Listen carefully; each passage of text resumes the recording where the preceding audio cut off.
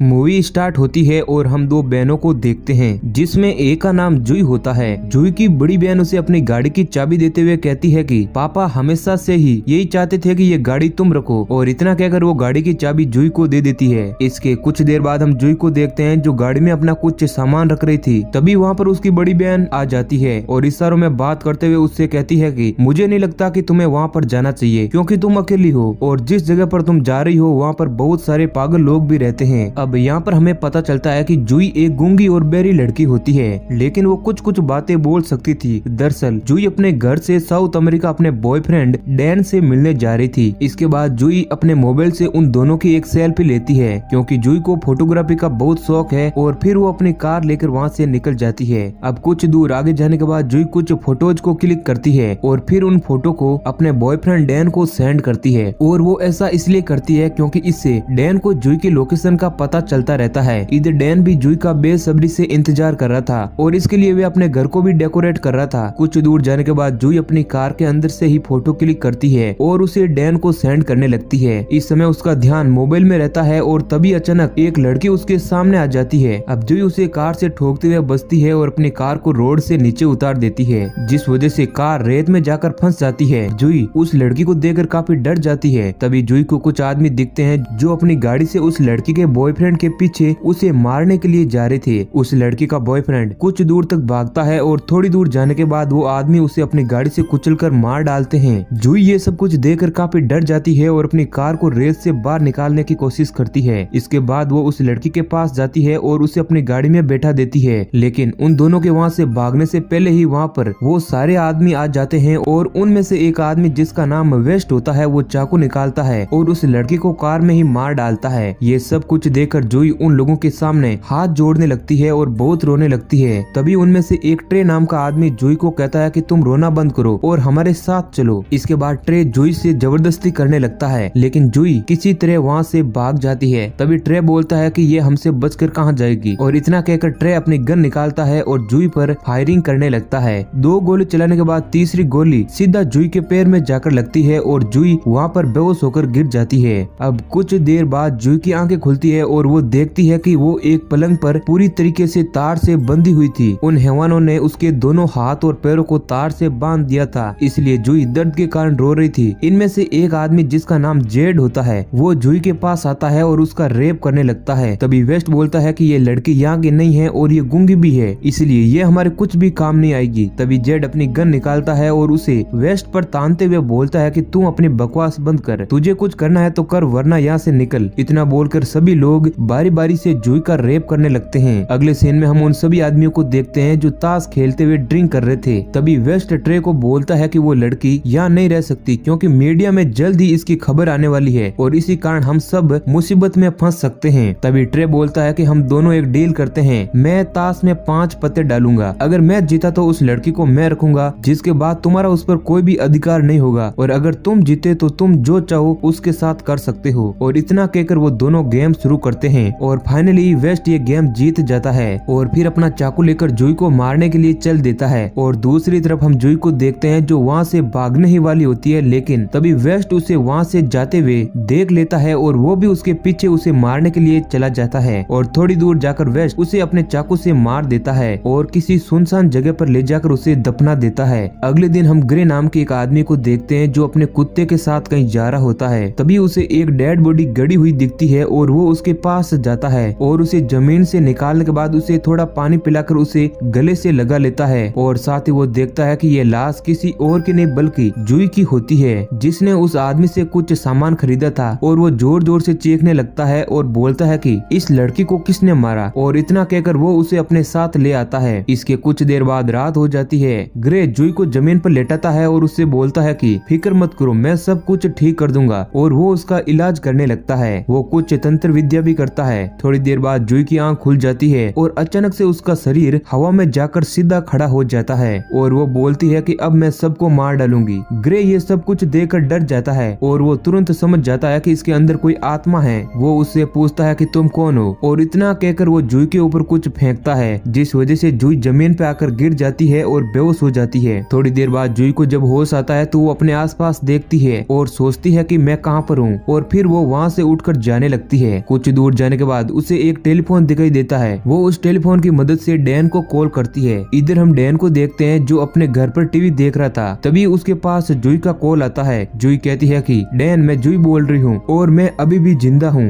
जूही की आवाज सुनकर डैन रोने लगता है और कहता है कि तुम फिक्र मत करो, तुम जहाँ पर भी हो वहीं पर रहना, मैं तुम्हें लेने के लिए आ रहा हूँ। और इतना कहकर वो फोन रख देता है। जूही वहीं पर खड़ी होती है। तभी वहाँ पर एक गाड़ी आती है। जूही उस गाड़ी को देखकर खुश हो जाती है और उसके पास जाने लगती है। तभी गाड़ी के अंदर से एक आदमी बाहर आता है। जूही उसे देखकर वहीं पर रुक जाती है और बहुत डर जाती है, क्योंकि ये आदमी और कोई नहीं बल्कि जेड होता है जिसने उसका रेप किया था। थोड़ी देर बाद वो जेड के पीछे जाती है और उन दोनों में बहुत बड़ी फाइट होती है और आखिरकार जूही उसे वहीं पर मार डालती है। इसके बाद वहाँ पर पुलिस आ जाती है। तभी डैन भी वहाँ पर पहुँच जाता है और अंदर जाने लगता है, लेकिन एक पुलिस ऑफिसर होता है जिसका नाम शेरिफ है। वो डैन को अंदर जाने से रोक देता है, लेकिन डैन कहता है कि मुझे अंदर जाने दो क्योंकि मेरी गर्लफ्रेंड इसके अंदर है। इस पर शेरिफ कहता है कि यहाँ पर कोई लड़की नहीं है। तब डैन कहता है कि मेरी गर्लफ्रेंड 3 दिन से लापता है, मैंने इसकी रिपोर्ट भी दर्ज करवाई है और उसने लगभग 1 घंटे पहले मुझे यहीं से कॉल किया था। मैंने लोकेशन पता की है और साथ ही वो गूंगी और बेरी भी है, लेकिन वो कुछ कुछ बातें बोल पाती है। इसके बाद वहाँ पर जेड के सारे दोस्त आ जाते हैं और वो अपने दोस्त की बॉडी को देखते हैं और बोलते हैं कि किसी ने उसे बहुत बुरी तरीके से मारा है। तभी डैन उन सभी लोगों के पास जाता है और उनसे बोलता है कि क्या तुम मेरी हेल्प कर सकते हो। वो उन लोगों को जूही की एक फोटो दिखाता है और कहता है कि ये मेरी गर्लफ्रेंड है जो 3 दिन से लापता है और उसने 1 घंटे पहले मुझे इसी फोन से कॉल किया था। ये सुनकर वो सभी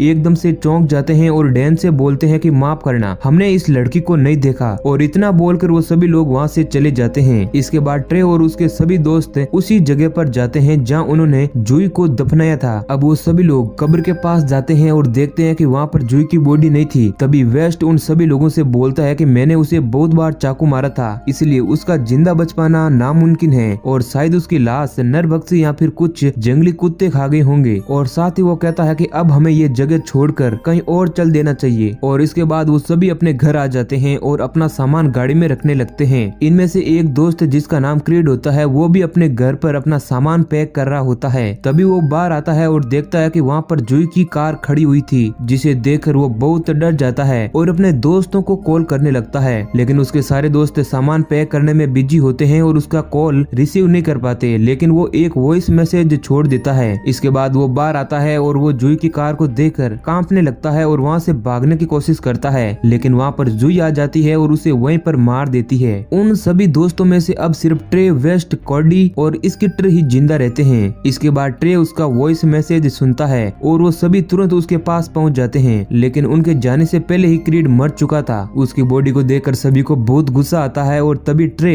बोलता है कि उस लड़के ने हमारी मौत को टारगेट बना रखा है, लेकिन अब से उसकी उल्टी गिनती शुरू होगी और हम उस लड़की के बॉयफ्रेंड को पकड़ कर लाएंगे और जिसके बाद वो हमें ढूंढती हुई हमारे पास आ जाएगी। मूवी के अगले सीन में हम जूही को देखते हैं जो ग्रे के घर पर बैठी हुई थी। तभी ग्रे बाहर निकलकर जूही के पास आता है और उसके पास बैठते हुए उससे कहता है कि मैंने तुम्हें बहुत ढूंढा, लेकिन तुम बहुत दूर जा चुकी थी। जितना हो सकता था मैंने तुम्हें ठीक किया, मैंने तुम्हें वापस लाने की बहुत कोशिश की, लेकिन तुम अकेली नहीं थी बल्कि तुम्हारे अंदर एक व्यक्ति की आत्मा थी और जब तक मैंने तुम्हारे शरीर को आत्मा के साथ फिर से जोड़ा तुम्हारी धड़कन थम गई और तुम मर चुकी थी। अब यहाँ पर हमें पता चलता है कि जूही की मौत तो बहुत पहले ही हो चुकी थी और उससे ये सब कुछ वो आत्मा करवा रही थी। साथ ही वो कहता है कि तुम्हारा ये मांस ज्यादा देर तक नहीं टिकेगा, इसलिए इससे पहले कि देर हो जाए तुम अपना बदला ले लो। अगले सीन में हम डैन को देखते हैं जो बाथरूम में बैठकर जूही को याद करके बहुत रो रहा होता है। तभी उसे वहाँ पर जूही दिखाई देती है। वो उसे मिलने के लिए जल्दी से दरवाजे के पास जाता है, लेकिन वहाँ पर ट्रे और उसके बाकी दोस्त आ जाते हैं और उसके सिर पर एक डंडा मारकर उसे बेहोश करके अपनी गाड़ी में ले जाने लगते हैं। तभी वहाँ पर जूही आ जाती है और वो एक तीर मारती है जो सीधा कोडी के गर्दन में जाकर लगता है। अब बाकी लोग ये देख डर जाते हैं और कोडी को गाड़ी में बैठा कर भागने लगते हैं, लेकिन तभी जूही छलांग लगाकर उस गाड़ी में आ जाती है। पीछे वेस्ट बैठा होता है और उन दोनों के बीच फाइट होने लगती है, लेकिन कुछ देर फाइट करने के बाद वेस्ट बोलता है कि ट्रे कुछ करो नहीं तो ये लड़की मुझे मार डालेगी। तब ट्रे गाड़ी का जोर से ब्रेक लगा देता है, जिस वजह से जूही आकर गाड़ी के सामने गिर जाती है और ट्रे उस पर गाड़ी चढ़ा देता है और वहाँ से निकल जाता है।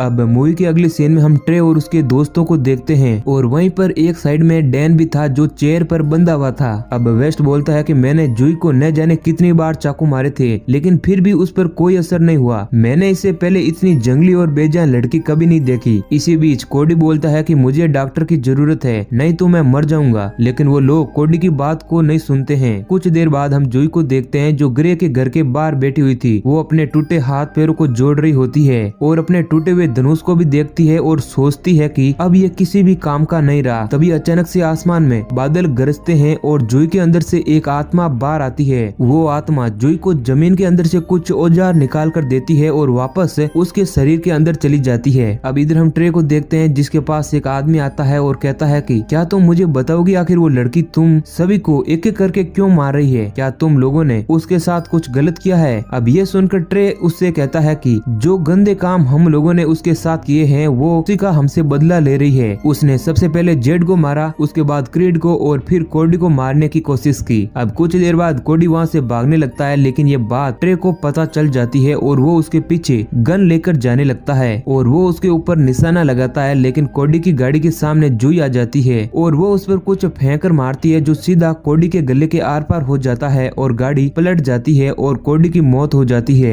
कुछ देर बाद हम उस आदमी को देखते हैं जो जूही को ढूंढ रहा था। तभी अचानक जूही उस आदमी के सामने आ जाती है और उसे बुरी तरीके से मार कर वहाँ पर लटका देती है और अब सिर्फ ट्रे, वेस्ट और स्कीटर ही जिंदा बचे थे। अब कुछ देर बाद हम वेस्ट को देखते हैं जो धीरे धीरे जूही को ढूंढते हुए जा रहा होता है और तभी वो लाइट्स ऑन करता है। जूही को अपने सामने खड़ा देखकर वो अचानक से डर जाता है और उस पर धड़ाधड़ फायरिंग कर देता है। लेकिन तभी जूही अपना हथियार फेंक कर वेस्ट को भी मार डालती है जो कि सीधा उसकी गर्दन पर जाकर लगता है और उसकी मौत हो जाती है। अब सिर्फ ट्रे और स्कीटर ही जिंदा बचे हुए होते हैं। वेस्ट को मरा हुआ देखकर ट्रे वहाँ से भाग जाता है। इसके बाद जूही स्कीटर को मारने के लिए उसके घर जाती है, लेकिन उसके वहाँ पर जाने से पहले ही वो सुसाइड कर लेता है और इस तरह वो भी मारा जाता है। अब कुछ देर बाद जूही ट्रे के पीछे उसे मारने के लिए जाती है और आखिरकार उन दोनों के बीच वहाँ पर बहुत ही ज्यादा फाइट होती है। ट्रे वुड कटर उठा लेता है और उससे जूही को मारने लगता है। तभी जूही भी अपना औजार उठा लेती है और ट्रे का एक हाथ काट देती है। इसके बाद जूही उसके सिर पर वार करती है और उसे फिर से मारने लगती है, लेकिन ट्रे उसके पेट में वुड कटर मार देता है जिससे जूही का शरीर दो हिस्सों में कट जाता है और वहीं पर वो दोनों मारे जाते हैं। तभी वहाँ पर डैन भी आ जाता है। वो ये सब कुछ देखकर डर जाता है और चिल्लाकर पूछने लगता है कि ये सब कुछ किसने किया है। वो जूही की हालत को देखकर रोने लगता है, लेकिन जूही का सिर्फ आधा हिस्सा ही वहाँ पर पड़ा हुआ था और बाकी का बचा हुआ हिस्सा डैन अब ढूंढने लगता है। फिर वो देखता है कि जूही अपने आप को कब्र में मिट्टी से दफना रही थी। अब जूही डैन को देख लेती है और रोने लगती है। वो डैन से इशारों में आई लव यू बोलती है और डैन भी उसे आई लव यू बोलकर उस पर केरोसिन डालकर उसे जला देता है और फिर उसके अंदर से एक आत्मा निकलकर आसमान में चली जाती है और इसी के साथ ये मूवी भी खत्म हो जाती है।